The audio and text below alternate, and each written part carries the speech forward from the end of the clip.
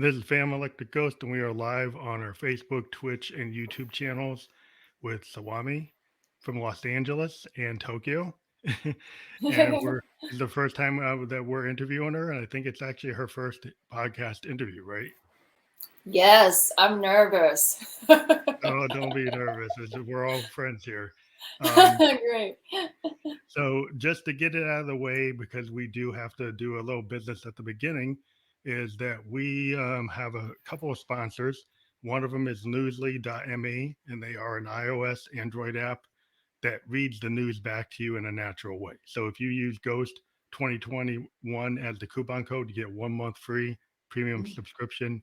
It's Newsly. It's an iOS Android app, and it reads the news to you, so you don't have to actually read it. It does it in an audio format, so it's kind of cool. You want to check that out. And then the other brand that actually is supporting us a lot, big time for our festival that's coming up on the 11th, is Double Jack Online out of Germany, and they are a philanthropic online lottery where you can play Keno and Powerball, and you just take your cell phone and scan that, and then you can actually play Keno and Powerball online outside the U.S. on a VPN in the U.S. And you can become an influencer for them and earn side income. So it's kind of a cool thing if you're a musician, you're trying to find a way to get money. Um, so that's another thing that we do, and now we're going to actually put up the link to Swami Music so people can get to that. What was I going to get that right Yay. now? And yeah, we encourage everybody to go out to the links that we put on the podcast. We'll be putting out her Spotify links and her main website link on this podcast. And we're just, thank you for being on the show again. We're just going to put our banner back up so everybody knows it's the ghost.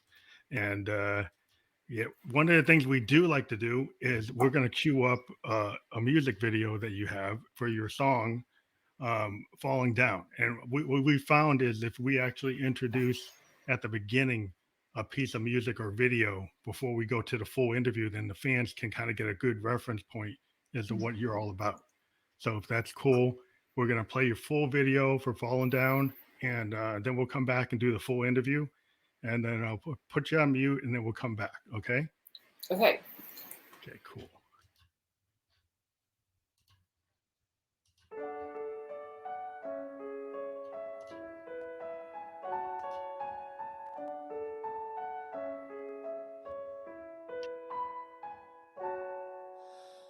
When I look into your clear eyes, the sailor inside of me is washed away. You took my heart, I had no disguise.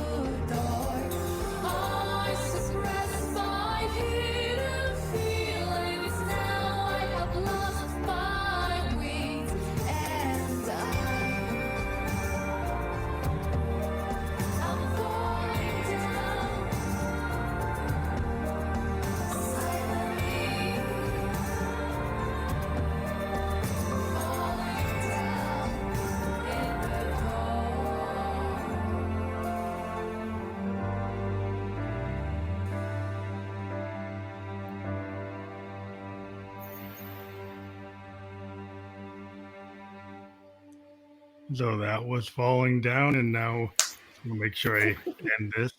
So there we go. I think we're back. So you can hear me, right? Yes, yes, And, I and, can hear you. and I got Yes. you back right. So this is always Mhm. the hard part, but I got you back. I see. Um, Yes. so when we start the interview, we always like to talk to artists and ask them like, well, how did you get into music? Like, at what age did you decide Mm. that you wanted to be a musician? So that's interesting. So you already introduced me that I'm from Japan and born and raised in Tokyo. So and then I moved to LA 2009. So when I was 7, I started singing. I started singing, and I joined the NHK Tokyo Broadcasting Children's Chorus Group for 10 years. And I performed opera and classical concert, and also I did the education music TV for kid, and I also toured Europe, and it was beautiful opportunity to sing in at the Notre Dame in Paris. That's how Wow. I started singing. Yeah, so I So kind of started with the classical. Yeah. So did you go to like a musical school for like the actual like a private school to get to that level, or were you just naturally talented? Oh, so when I was 7, I just jumped to join it, like to the chorus group. So before that, I never have any um uh practice or train.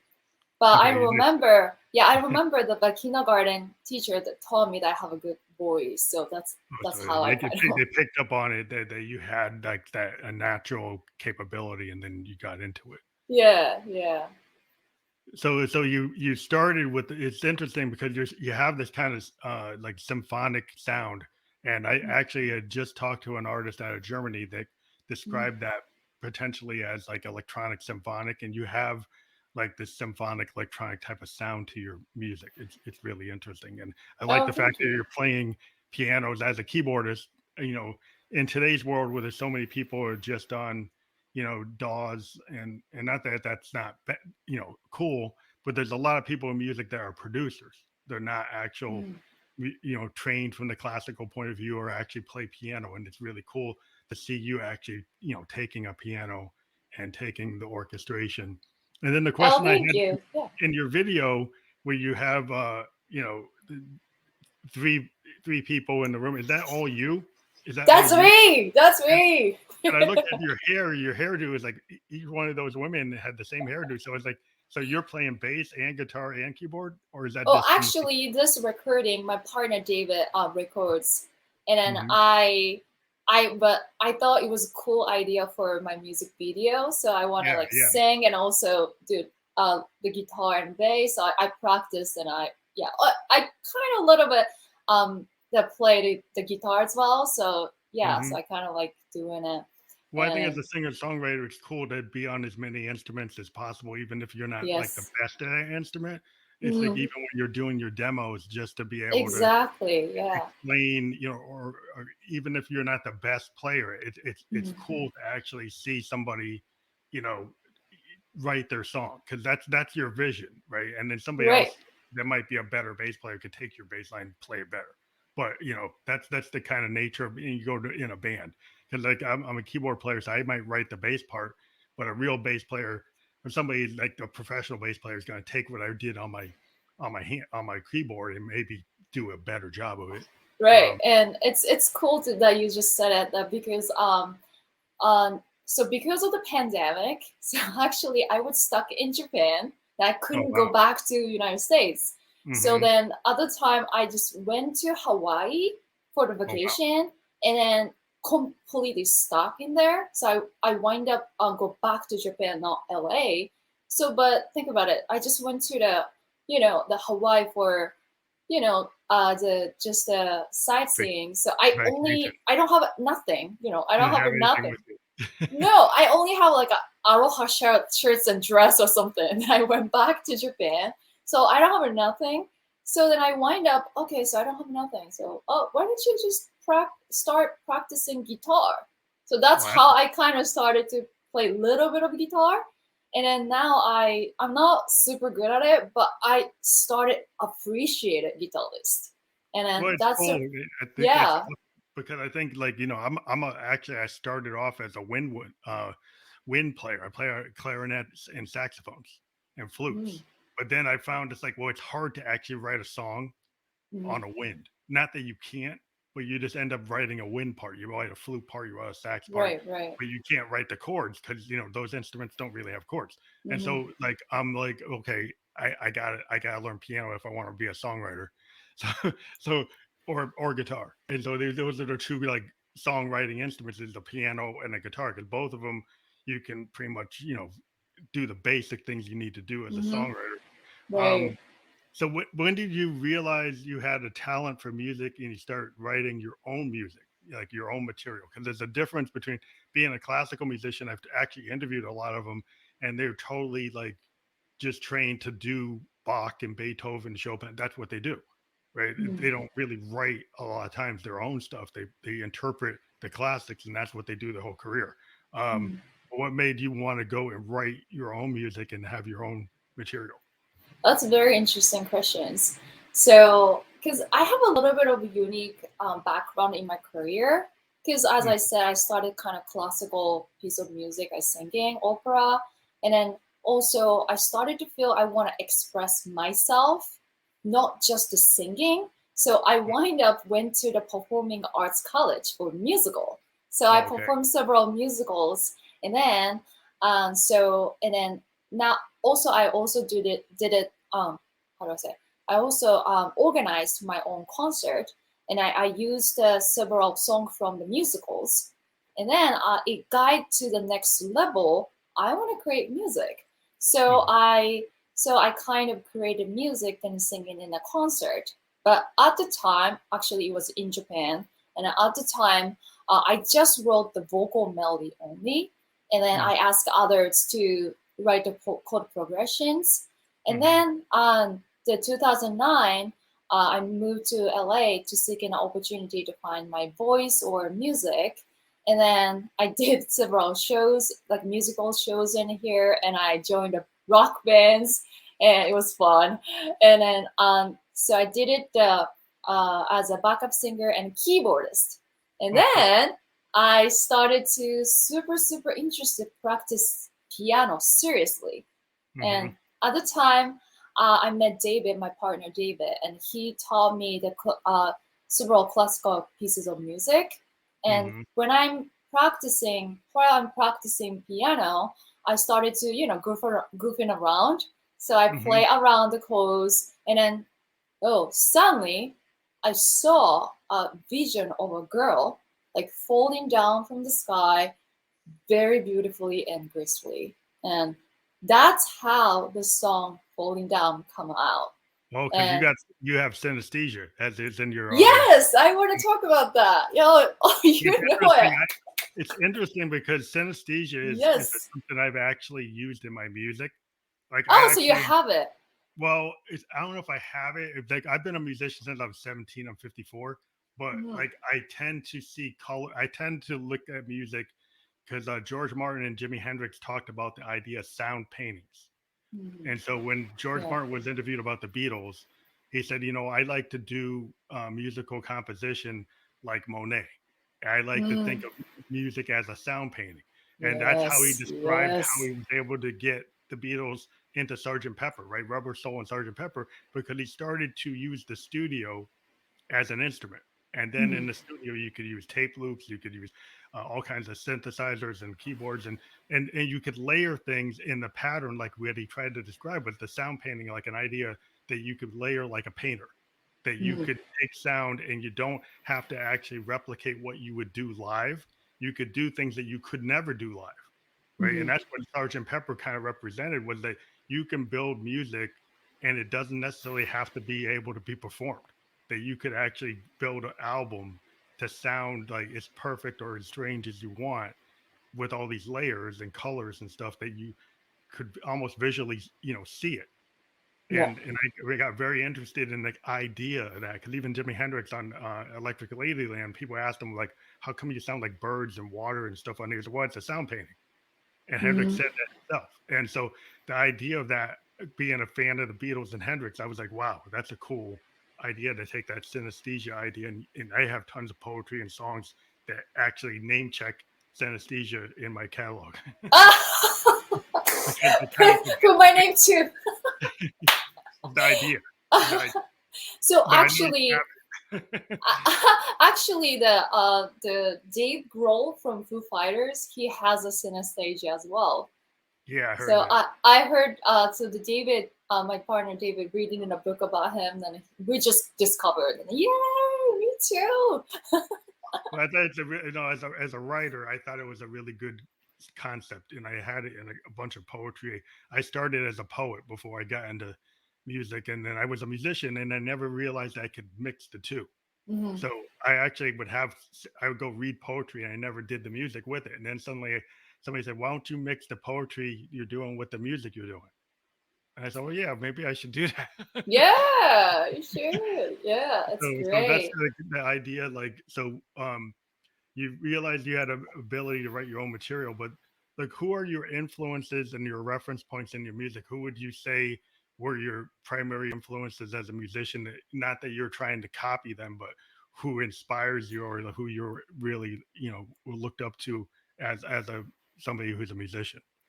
So I think I inspired by modern classic or musical or film score. I think probably because of my background.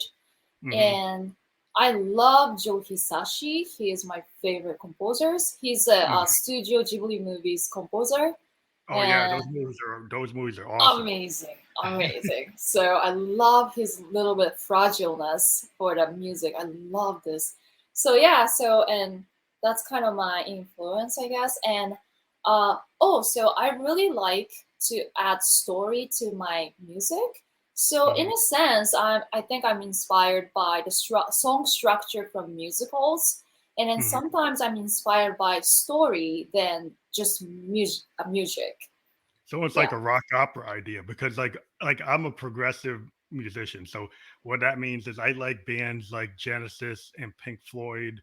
Mm. Bands like Yes, because if you go back in the 70s, those bands used to do what we call rock operas. So when you would listen to an album, the whole album would have a theme. It would be like Yeah. going into a movie, right? Right. Pink Floyd albums are kind of famous for Mhm. having, like, they actually have been turned into movies because they have these thematic things. Like even the Who with like Tommy and Quadrophenia, they actually created the rock opera with Tommy. And the idea in progressive rock is that you actually, use the album format to tell stories or do these sound paintings or sound movies. And that's like, I'm old school that way. I'm not like a modern EDM musician. I'm more of a, like, Genesis or Yes or Pink Floyd. That's my Cool. people Yeah, yeah. I'm inspired by, because they tell stories. Yeah. And that's what I think music, like the album format in the 70s, what I love about the singer songwriters is that each song actually tells like a complete story. Like you Mhm. listen to the Carpenters, they're all these sad love stories, and Mhm. there's, or James Taylor. It's just really, I Seen Fire, I Seen Rain. Those are classic type of song structures, compared to like today you have songs that are mostly like clip based beats and loops Yeah. that Repeat, aren't as, repeats. Yeah. they're not as like the kind of structure that the Beatles had, or Todd Rundgren, or any of the classic artists that that I kind of look up to. But yeah, I mean, classical musicians definitely have structure, because it's like that's the core structure of any kind of, when you learn music. My woodwind When I did woodwinds, everything was I was playing was all classical stuff. So I Mm. kind of had that background too, because I was playing in bands where they had wind sections, and Yeah, it's cool. flutes and the clarinets to like play these big pieces. And I understood how the song structures for those songs are, but that's different than like a pop song, you know. So Yeah. how did you transition from like classical to pop? Because the pop structure is more concise and it has more hook in it. What Yeah. did you actually like train yourself for that, or do something, or you just had a natural ability to kind of know how to build the hook? I don't know. I never think about that. You just do Interesting. it. You just do Just I it. did. For some And artists, some writers they just you can do it. Yeah, I'm more, I way more focused on the not like hook. It's more like a story, Hmm. and more focus on the dynamics to go Dynamics. in something. Because I Yeah, it just don't falls want to down. do repeating same thing over and over because the emotion has to be changing. So this song "Falling Down" is kind of talk about the angel falling in love with human. So it's kind of forbidden love. Kind of like Milton. You know, like you got a little bit of Milton, Paradise Lost kind of theme Yeah. in Yes. there. Like Like great. a classical kind of mythology. Yeah. Um, Cool. Thanks. Yeah. you got that kind of Milton, Paradise Lost type of thing going on, but then you got that classical structure where you have things kind of build up and have a crescendo, decrescendo, that type of stuff. Yeah. That's that's really And cool. You know, you don't really hear that as much in what's in the top 10. It's more like like I said in the 70s you could hear bands doing what you're doing. mm, Like even in the 80s you would hear bands, but new wave kind of took over and maybe did different. I think like the 70s is really a period where you have a lot of bands playing like between jazz and classical. You got like jazz outfits like Miles Davis and you know, a lot of the, you know, Herbie Hancock. They were all doing things that were very interesting, you know, very interesting pieces of work. And it was a merging of multiple genres, like bands mm, mixing the blues with rock and people taking classical, and you know, in bands like a Steely Dan just taking everything. You know, they're having people from yeah. all these studio musicians from all over the world working with them to build songs, and they Yeah. were just trying Yeah. to build songs that told stories. Like, you know, that's Yeah. what all those Steely Dan records. Every song is like a story. You know, Yes. Yes. and that's kind of where I think you are from what I hear in your Oh, music. thank you. Yes. Yes. Thank you so Which is much. cool, but I think it's coming back. I think people want. I heard this story. My daughter's like 22, and she said that more people in her generation are listening to 70s, 80s, 90s music than actually 2020 music. That Oh. people they are going back and they're listening to stuff that they said like 5 years ago they wouldn't listen to. They're actually going back and because they're realizing that some modern music doesn't have those elements, you know, and Mm, they're kind of yes. reminiscing for the time when songwriters actually put the work in. Yes. Yeah. Yeah. Yeah. It's more organic, like soul. You know. Yeah. Yeah.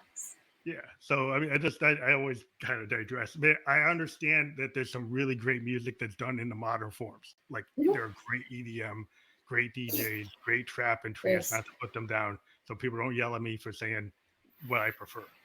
But you know, I listen to everything, and I interview people from multiple genres. It's just I Mhm. have a preference that I kind of like the singer songwriter. Um, that's just kind of where I come from. But one of the other things I like to get into is how would you describe your writing style? Like, do you kind of plan out? Like you, I think you said that you kind of came to you with the synesthesia, Mhm. that song falling down. Is that how most of your songs kind of come to you? Yes, it's interesting. So when I'm creating music, I always follow colors or visions. So start, I kind of play around, and then if I saw colors, and then I'll just following, and then Mhm. if I lost the same vision or same color, I keep changing until I continue to see the vision of the story. It's kind of the vision and the color guiding me, and that's kind of why I started to play around and finish the one song as a structure. And then so that's why usually I'm always start with music, not lyrics. Mhm. And then so then kind of started with piano, and then I after I finished the structure of the piano, sometimes I started to do the melody line or a little bit of orchestra to the arrangements to start, or Mhm. lyrics. It depends on the song, but always like piano, and then Piano. like find the colors or visions that I like. Yeah. That's interesting because I mean I'm a synthesist. You know, I started on piano, but then I got really heavy in the synthesizers, and I actually use like organic hardware synths and modular Mm, analog, you know, synths, and even my digital synths are like Roland's and Yamaha physical synths.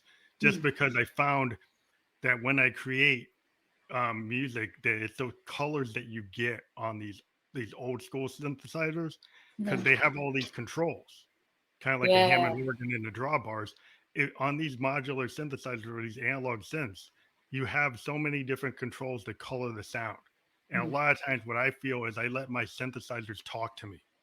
So Mm. I will turn them Nice. on, and they act different every day. And so it's like Yes. I'll let my mode kind of tell me what I should write because I'll turn it Yeah. on and play with it, and it'll give me something that I didn't expect. And I said, well, that is what I'm going to work on. Because Yeah. I'll go play with the LFO and I play with the oscillators and I play with the envelopes, and then suddenly it spits out something I didn't expect. And then I'm like, wow, I can actually work with that. I tend to work in a stream of consciousness style where I'll let the synthesizers talk to me, and then I'll kind of just open a mic and then just hit the record, and I'll just find what worked. Kind of like Frank Zappa. I was big time into like how Frank Zappa used to work, and he used to record everything he did. He would go record his live concerts. He records his experiments in the studio, and then he'd go back and listen to the tapes and say, "Okay, well, this goes with this, and this goes with that." And that's how he would put things together. And I said, well, that's a cool way of doing it. Mm. And I found that actually works for me because then I kind of, instead of trying to really be hard at working at something, I kind of just put things down and see what works. Yeah. It's That's great. just that's just a Yeah. different way. Everybody's had different ways of doing it, but Mm. I think Yeah. that The sounds kind of talk to me, right? Like yeah, you they said, talk to you it's too. talking. Communications. Yeah. It's It's kind of really like cool. like poets would say that they got their poetry from the ether or they got it from the universe or the muse. There's Mhm. this idea in poetry that there's this universal muse and poets are tapped into it, right? So if you're like a Wordsworth or Blake or Tennyson, these great poets, right? You were like, oh, I kind of picked this out of this universal concept of poetry and I just tapped into it. And I think Mhm. musicians are like that too. You can kind of tap into this universal like notes. They're just out Yep. there. And I think if you're a musician, you can Yep. hear and see and feel them, right? Yes. Feel it, Things and then that just happen pick to you, up. right? Do you take things that happen to you as a songwriter and then you turn that into music, whether it's Mm. good or bad or whatever? You can take the emotion and then Yep. turn it into something, right? That's artistic. Yes. That's cool. Yes. Well, that's what I try to describe the process because people say, well, I think it's hard for people who aren't creative people to understand how a musician actually does what we do. Because they're like, how do you sit there and write something? Because if you're not a person that's a creator, right, and you never really get those ideas, you kind of people get mystified by musicians and artists. It's like, well, how did they get these ideas? And I think it's the type of like the synesthesia is a good example. Like for you, you're kind of naming your creative process with a Yep. term that people go, oh wow, I see how she can is mixing it like she can see things with the color of the music and the picture from the music, and that's kind of driving your experience. And Yeah. that makes it more easy to understand compared to you get talk to an artist and they say, well, I don't know. I just do it. You're right. They just do it. It's like, okay, why did they really tell me anything? Yeah, that's true. Yeah, yeah, yeah. Yeah, So yeah. go ahead. I mean, is there anything you want to add to that kind of No, process? I think I believe it was gifted it. Then I love the way to creating my own music. I Mhm. love to be a little bit spiritual to talking and pick it up the sound of the colors or emotion. I kind of believe in the emotional colors.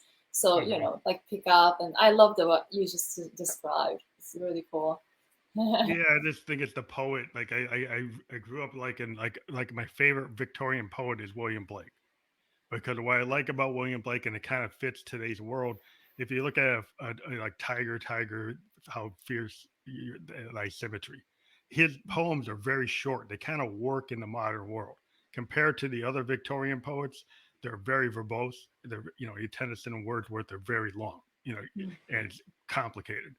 But when you look at like Wordsworth, they kind of fit in a modern kind of song structure. They're very short. They're very to the point.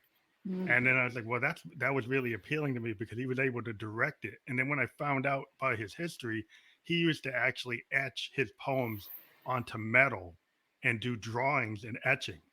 So every one of his poems is actually an actual etched metal painting with the poem Wow. embedded into it.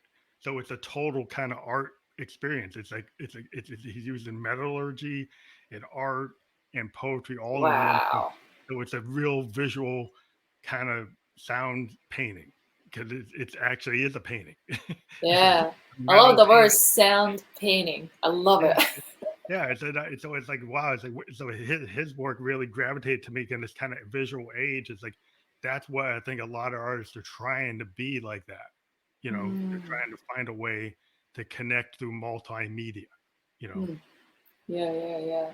and your Okay. video kind of shows that because your video is kind of like the way MTV used to have videos. It actually isn't just performing and isn't just the way a lot of videos are. You're telling a story. It's a visual cinematic Yeah, sound. I love the avocado.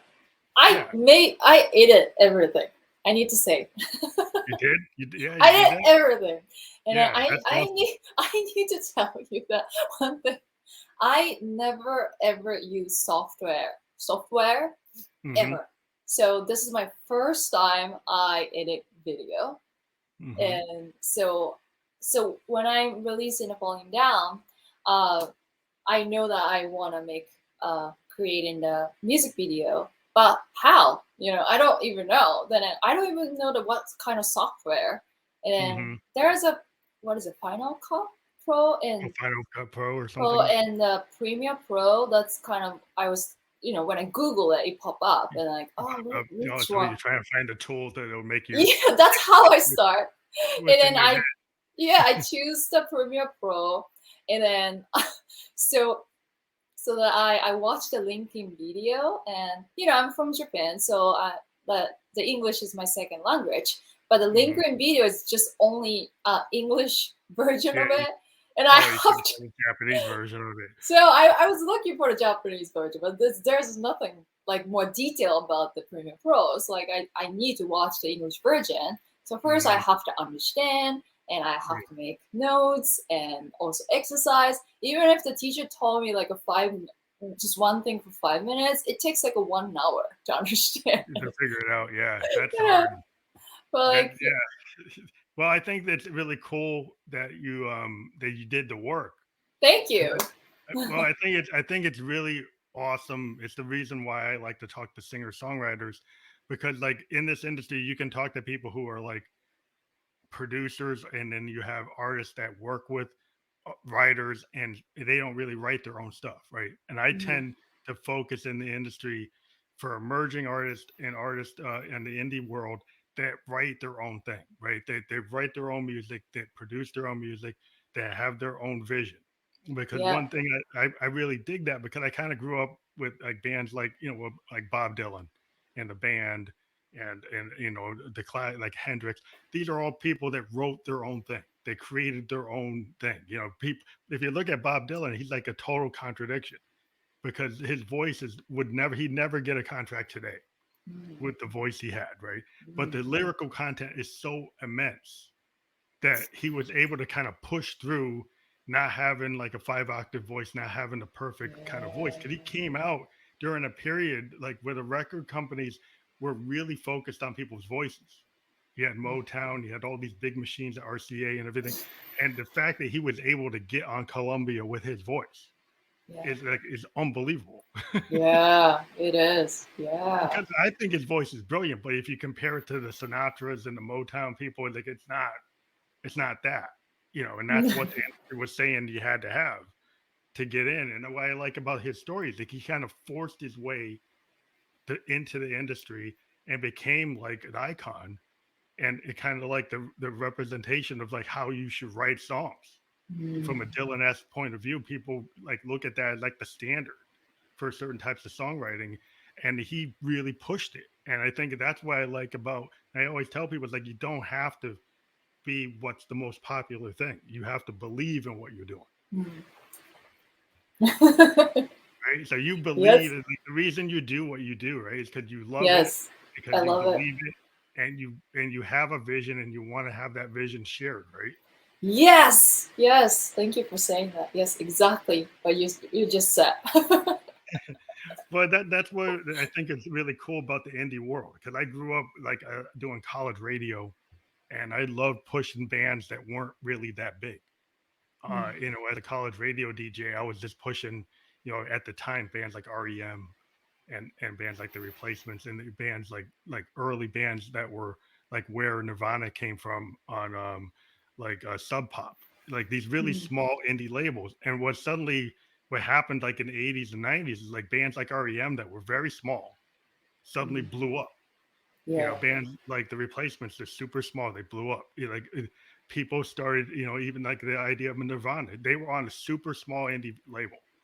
They were never Yeah. really going to blow up. And then suddenly Right. people got that vision. It's like, wow, these guys are doing something in an age where you had like the Motley Crue and the hair bands. They came out with like punk again. And Yeah. like, wow, we really thought punk was done. Like with the Sex Pistols, it was over. And then Nirvana kind of brought it back with grunge, like a different Yeah. feel. So that you can always, if you have a vision or Kurt never really wanted to make money. He wasn't about making money. He was about writing the song, and that's always the thing I tell when I'm producing people is like, it's a really like, is that song got honesty? Is it honest? Is it like the best thing you ever did? Is like, are you just trying to emulate other things? Are you just trying to do the best of what you can do? Or are you trying to like emulate someone else? Yeah. It's like you got to find your voice. Yes. Yeah. Yeah. Yeah. I'm so happy to came here to look for. But that's why I came here to find my music, but also find my voice. So yeah. So when you came to LA, what steps did you take to try to do that? What did you do when you tried to get your voice? Like, who did you seek out? What did you do? Interesting. So yeah, first of all, I so it was almost 10 years ago or something. I couldn't speak English at all, zero. Mm. So I don't even know where to go. I don't know how to buy rice. So that's how I kind of start. And then so when I was fun interesting. So one of my friends who can speak English, he just emailed into the several people to renting apartments. And I said I don't have a driver's license, so please, like, your room is really close, just 5 minutes walking to the bus station. And I said, yeah, yeah, yeah, it's cool. Then it wind up like 40 minutes walking all the way top to the Hollywood Hills. That's my first. That was my first. The room that I got, and of course, next day I lost. And then Coyote was, crying, and I was so it was so bad, but that's kind of I start. Then yeah, so because of the 40 minutes driving up and down, I always singing. Like I have to, rest in between, so to take a break and a singing, and then like go up. So then and then suddenly one of the guy he was asking, "Hey, you have a great voice. I'm gonna introduce one person." So that's kind of how I met like several friends who was musician. That's kind of getting bigger and bigger. Mm-hmm. And but then I kind of started to do the musical because that's kind of my strengths at the time. And I see so many people.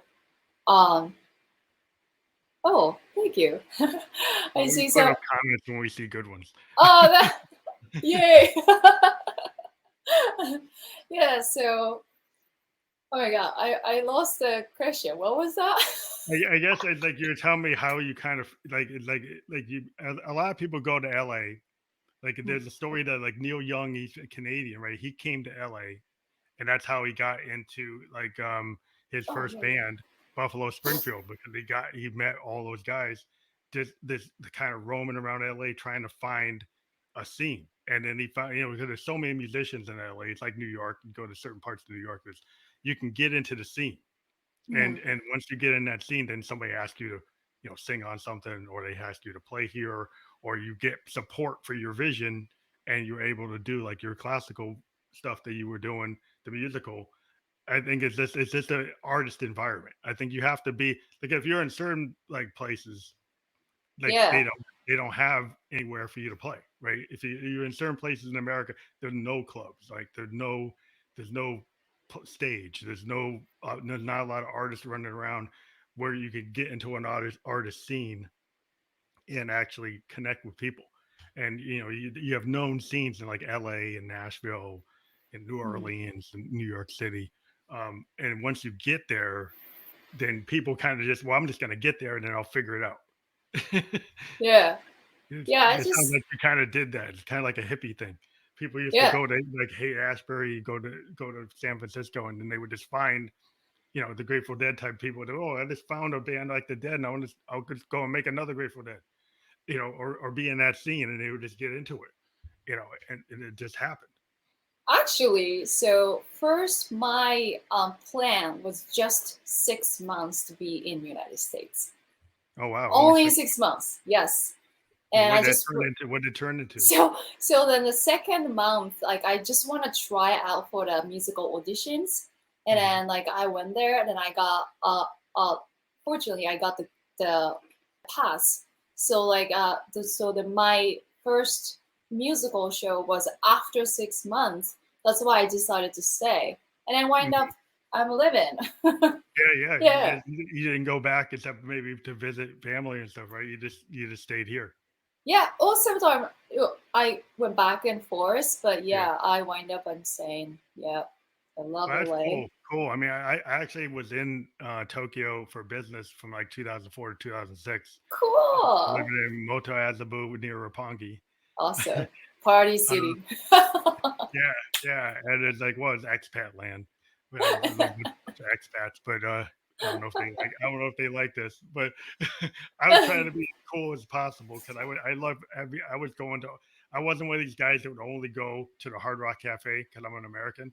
I would go to every Japanese restaurant I could find because Oh, I cool. wanted to know. My daughter was going to a Japanese preschool, and then she went to Oh, Nishimachi, cool. and so like my daughter and my wife were there, and I wanted to immerse her and not say we'll just get a burger all the time. He's like, no, let's have sushi, let's have sashimi, let's try everything. And it was cool because my daughter was actually a cool kid that she actually did try like all the Japanese food, and she even to this day at 22 years old, she loves it. Yay! She's like she orders from like Fulton Fish Market in New York City to make her own stuff all the time. Oh, cool.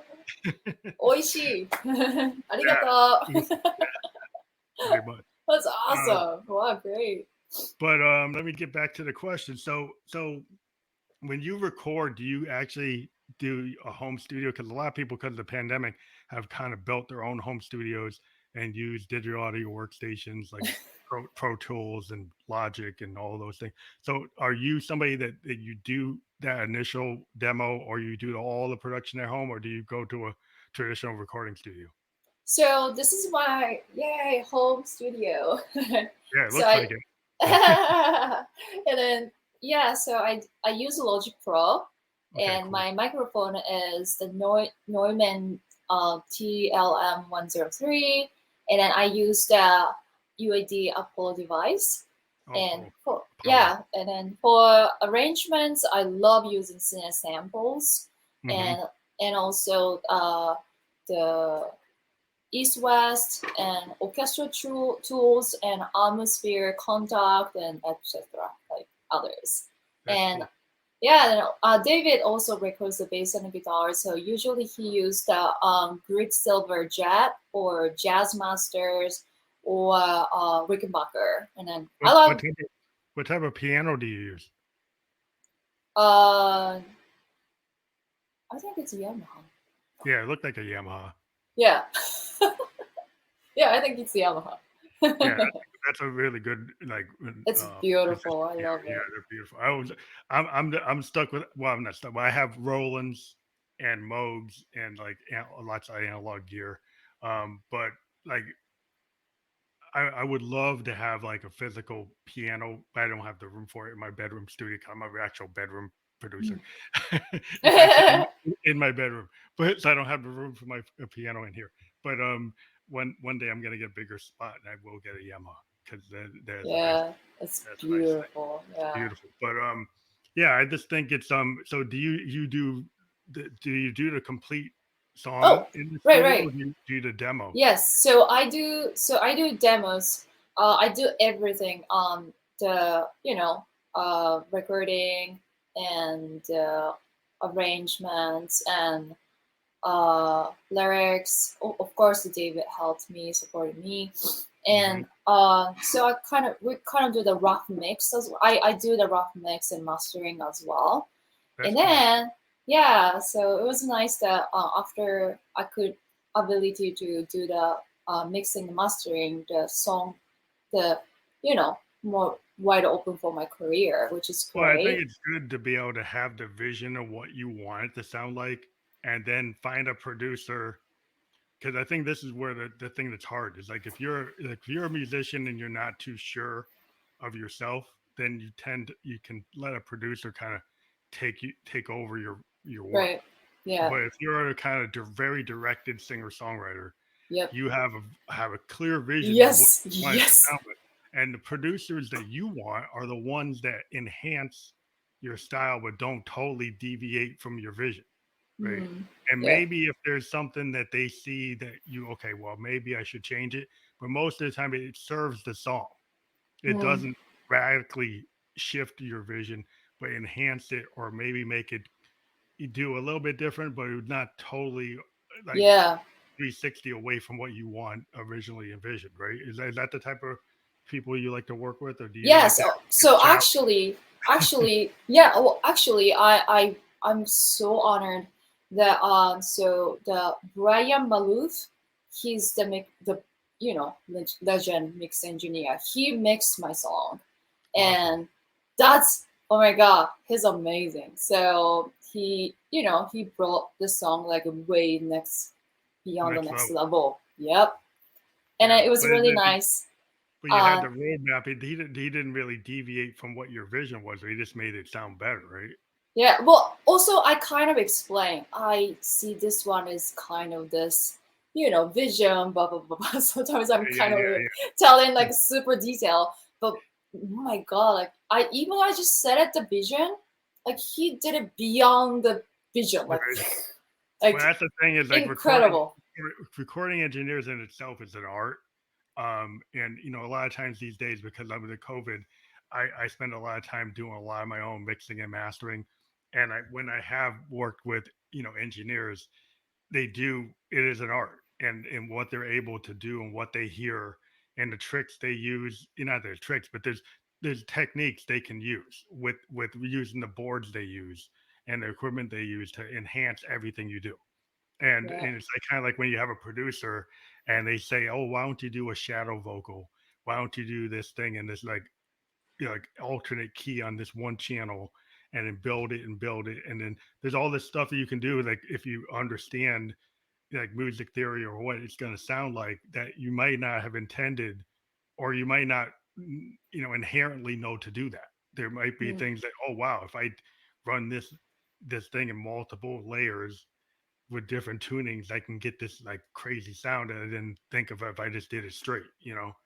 Um, is this stuff that why you want to work with people to kind of bring ideas like that to you? Hmm. Or, I really like like that he brought more dynamics for the song. I love it. Yeah. that's always just the audio quality of, somebody having the equipment that has the right preamps, that has the Mhm. right treatment. That's kind of like, if you have like, uh, the famous, like, great boards that from the 70s, like, like a Sound City, like a Neve. Like Mhm. Neve audio is like this classic audio. They would use it on like Fleetwood Mac Rumors Mhm. and like Tom Petty, like the M Torpedo. There was this analog board. And I think actually the Foo Fighters, I think Dave Grohl actually bought that board that was in Sound City. It was Mm. actually this analog board that was used to mix all these great records from the Oh, 70s. nice. And, Wow. and what Ooh. was the thing about it, it had some kind of analog circuitry in it that when you actually record a record on it, it just made it sound so good compared to like, everything today is digital, but if you find these old analog equipment and you actually run your album and master it through it, it sounds like unbelievable. It just has this Yeah. warmth to the Yep. to the add to the mics. It Mm. adds to the drums, the kicks, and the bass drums, and even the guitars. It's like everything gets changed. And I Yep. guess I'm a big believer in analog just because I think the warmth of it, and it's kind of like even though it's a machine, it seems to be more. Um, like have a character than Mm. some digital. I mean, Yeah, yeah, digital yeah, can yeah. replicate it, but I'm a big believer in using kind of solid state analog technology to give you warmth to your screen. Yeah, yeah. That's just one thing. But so have you been playing live at all or online, or because of the way things with the pandemic, how you handled like live performance or doing shows and stuff like that? So actually, I'm super excited to announce that actually I have four more songs to release. I'm going to release Oh, in awesome. every 6 to 8 weeks. That's cool. So I just released the Falling Down last month. Sorry, last month. So the March 4th, it's gonna come in on the second single. So and then after release the four more songs, and I'm kind of thinking more focus on the live shows. Yeah. So all these songs are just gonna be separate releases, or are they gonna end up on like an EP?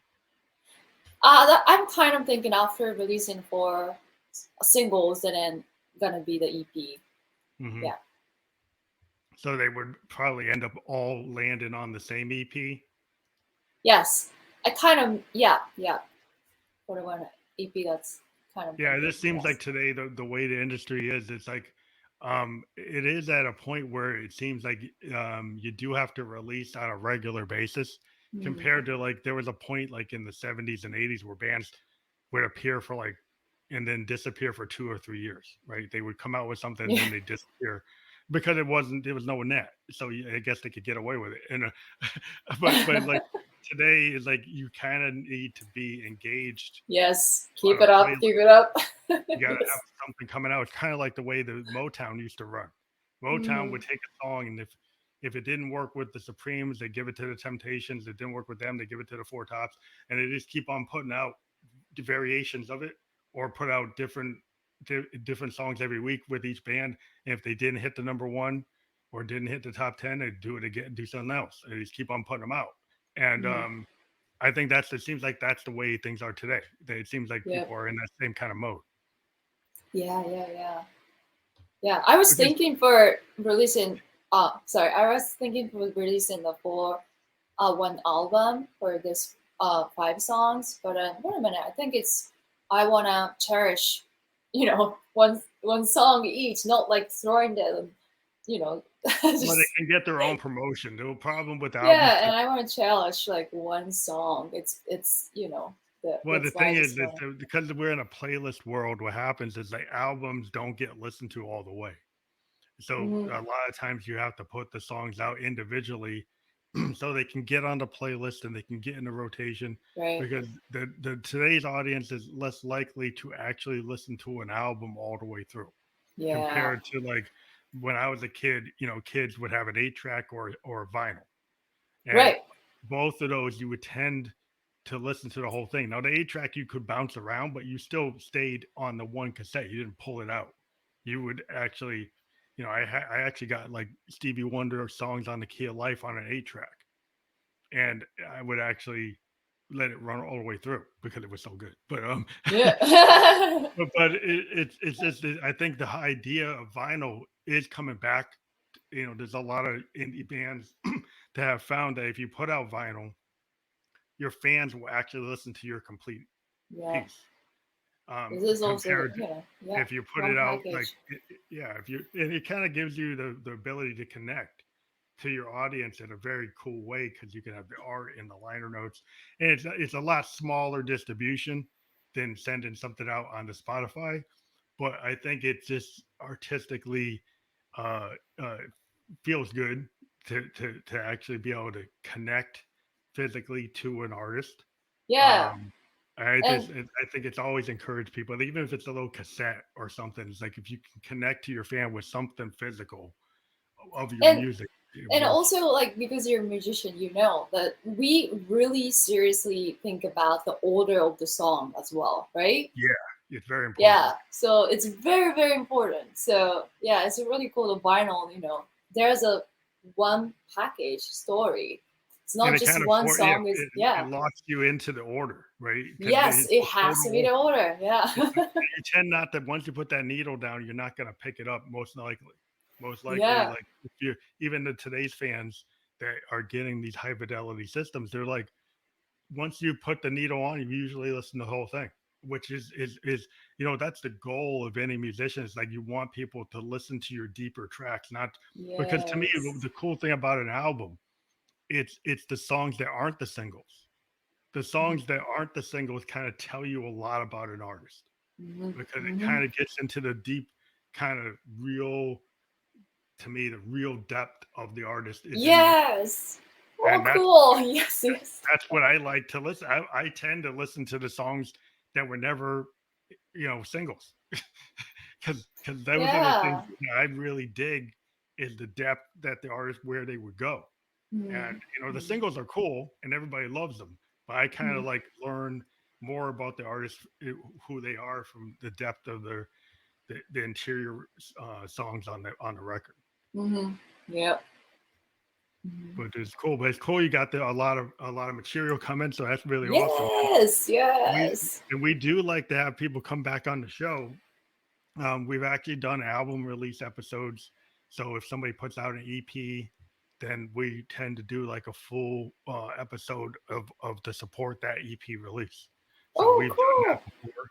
And we actually have people like if they keep on putting out stuff and they want to talk about each individual track, we will go and do Nice. multiple episodes with bands if they're if they want to do it. So yeah, we're putting that out there. If you when you have other things, if you want to do it, let us know. Oh, Um, cool. Thank you. and so, are you also collaborating with any other musicians on projects, like, or are you primarily focused on your own work? Uh, so I think it's really fun to collaborate with other artists. It's the mixing the different genre to create the new genre. I love it. It's cool. And but also I really so it's not only just musicians. I really love to collaborate with like artists like painter or writer Hmm. or photographers. Because people easily to forget music how music add to emotion to visuals. So nowadays social media everywhere. So it's kind of easy to collaborate to the people. So like it doesn't have to be just a musician with musician. It's different types of collaborations. So it's Yeah, I very think that's a lot of yeah. the work that we There's a do. potential. Yeah, yeah. Yeah, I mean, because that's why I got into the podcast because like I could just sit in my studio and just write expansive sound experiments all day. Mhm. That's all I could do. But what I do is I take some of my time and I actually go and talk to other musicians, and I found that the experience of actually not just working on my own stuff, but working with allowing other people to know about other musicians, and then Mm, I learn about other musicians, and then it informs me and gets me interested, and I find new things to listen to, and every time you're a musician and you listen to somebody, you pick up yeah, on it. You pick up something, yeah. and it ends up in your head, and when you're playing, you might just it pull a line. And I found myself like pulling like lines from John Coltrane or pulling like, Mingus lines because I'm big time into jazz. So a lot of times when I play my electronic music, I'll actually pull lines from the things I like. So I'll just like, just not that I was thinking of doing it, it just kind of happens. It's in the back of my head Mm, and will just pop up. And I think that happens to a lot of musicians. Like your what you love and your reference points tend to kind of you might play it a different way. You might play in a different key, different right. speed, different interpretation, different chord progression. But you felt it, and so you put it into the music because you felt that would work. Right? Yeah, yeah. It's felt. It's so important. Taking Yeah. in and feeling, and then to Well, I think it's the create whole own thing. way. Yeah, Yeah. I mean, feeling is I think that's everything to being a musician. Yes. Like it's like to me, Yes.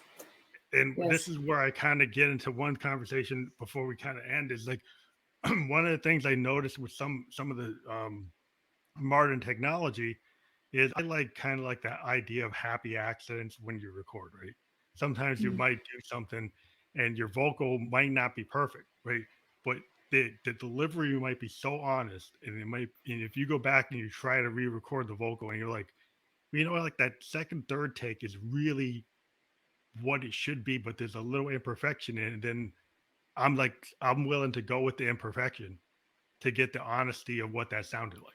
And I Yes. think there's a tendency now to try to make things sound so clean that, like, if you listen to like the Stones, like, the way Keith Richards plays, it's not actually like perfectly. It's little bit off key. It's a little off time, but it's what Mhm. makes Stones sound so good. Is he's Yep. not totally in sync. He's a little off, and it's on purpose, and it's kind of the way he plays, but it's not totally dead and on time. And Mhm. it's kind of like that imperfection in his style. It's kind of like funk. Funk is a little like if you listen to Funkadelic or you listen to Sly and the Family Stone, it's the stuff that's a little, not exactly perfect, but it makes the song so good. You know, Yeah. you don't want to just edit that out to try to get 100% correct BPM or pitch. Yeah. I think that Yeah. that sometimes is a mistake.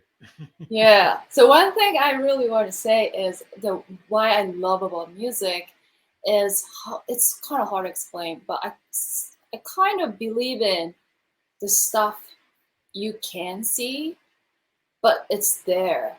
And then it's the reason why I love about music is you can see, right?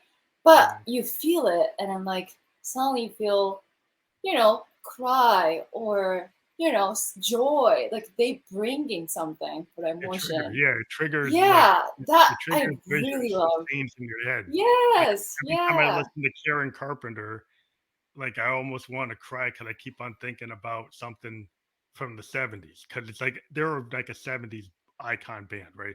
But it Mhm. just like they were kind of their time, and it's kind of very nostalgic. But like every time I hear her voice, I get brought to like some scene Yeah, from like '74 or '73, and I yeah. just remember There's this old. something. Yeah. Yeah, and it's very melancholy because her voice, even when it was singing a happy song, is melancholy, and it Mhm. kind of just triggers like this kind of beautiful sadness that's just like so enticing. But it's like it's kind of Yeah. weird because she kind of embodied this romantic sadness in her voice, Yeah.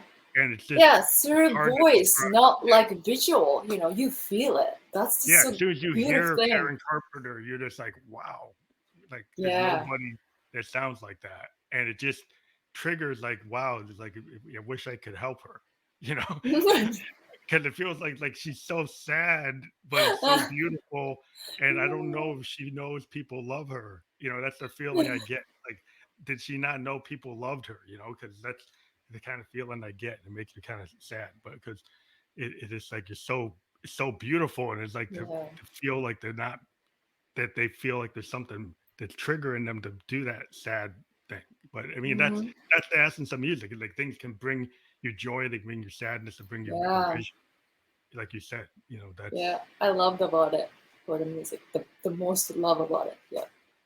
well. I think we're at our hour point. We like to, Oh, that was quick. yeah. It goes by quick. You never know. But yeah, we try to. People are like, oh, I don't know if I can go an hour, and then we just went over. So Yeah.